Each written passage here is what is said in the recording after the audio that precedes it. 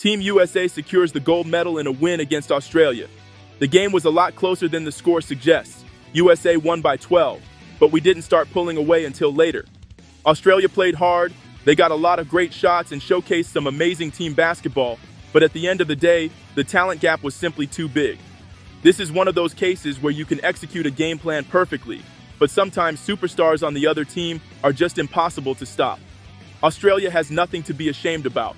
Getting a silver medal over countries like Spain, France, and Canada is no small feat. It's very obvious that Team USA took the narrow victory over Spain personally. They were in real danger of losing that game, and they were completely locked in the next two rounds. And even though the Australian game was competitive for most of the game, there was never a moment it felt like Team USA was going to lose. A massive reason for that was Team USA's big three: Sienna Betts, Saniyya Hall, and Jazzy Davidson. Sienna Betts was the best post player in the entire tournament, and it wasn't particularly close either. She averaged 14.6 points, 10 rebounds on a great 58% from the field. The crazy part is her field goal percentage was higher than her free throw percentage, which was 54%. She definitely needs to work on her free throw shooting, but she balled out for us. The only thing that can stop Lauren Betts and Sienna when they team up at UCLA is overcoaching. I'm hoping Corey Close doesn't overthink and stagger their minutes. They both need to be on the court together. Jazzy Davidson looked like the #1 2025 recruit throughout the tournament. She's the true definition of an all-around player. She got more blocks than a lot of post players, stole the ball more than anyone else, is a walking bucket, and on top of that, she can run the offense.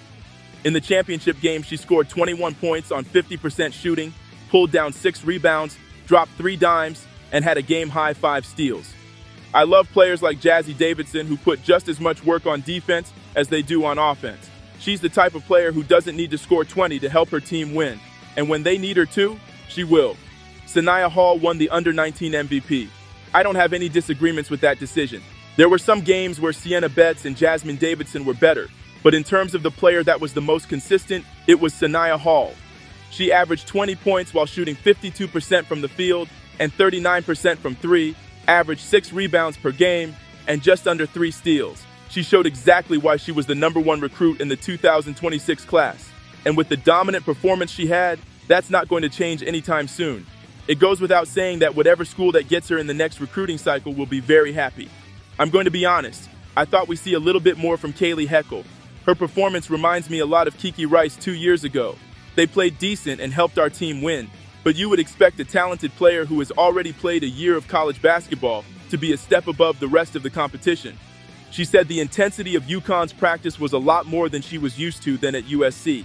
If she wants to see the floor at UConn, she's going to have to take much better care of the ball than she did in the Under-19 tournament. I'm glad Team USA was able to get the gold medal. At the end of the day, that's all that matters. But that does not change the fact Jazzy Davidson got absolutely robbed from the All-Star 5. I have no idea what the voters are looking at. There's a stronger argument for Jazzy Davidson being the MVP than there is to leave her out the All-Star 5.